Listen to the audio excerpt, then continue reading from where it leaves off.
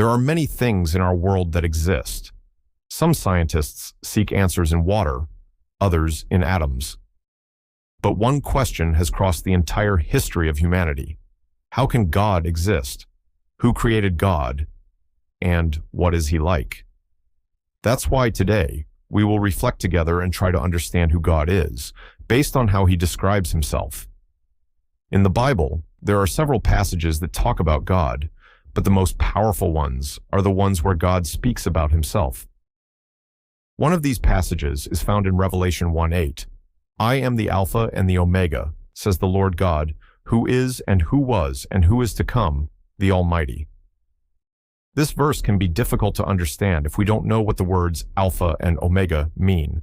So let's take a look at their definition. Alpha is the first letter of the Greek alphabet. Omega is the last letter.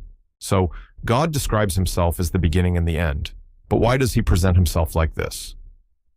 Hear the answer. There is no middle without a beginning, and there is no story without a creator and an end. What God is saying here is simple. Nothing exists in the physical world or the spiritual realm without him. He is the origin of everything, even time itself. This is both amazing and fearsome, because it means nothing can exist without him.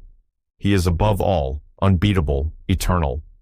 And in the continuation of the verse, he adds, who is, and who was, and who is to come, the Almighty. Here, the subject of time becomes a key theme.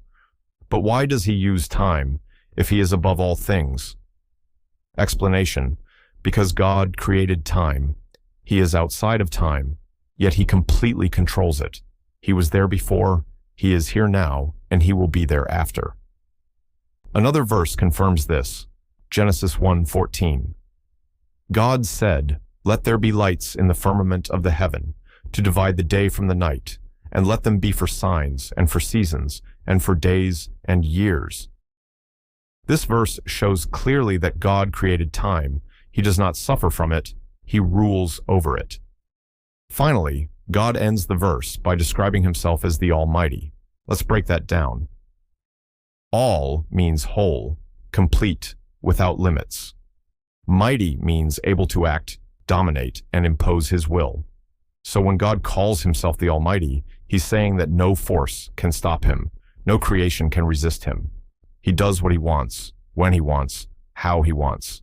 He is wiser than any intelligence, stronger than any force, more beautiful than any beauty.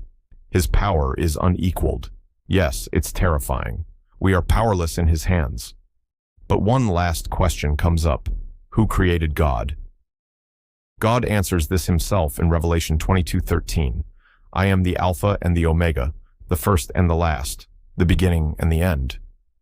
When God says he is the first, he is declaring that no one created him. He has always been there. He is the origin, not the result. And if someone had created God, then he wouldn't be God. Thank you for watching.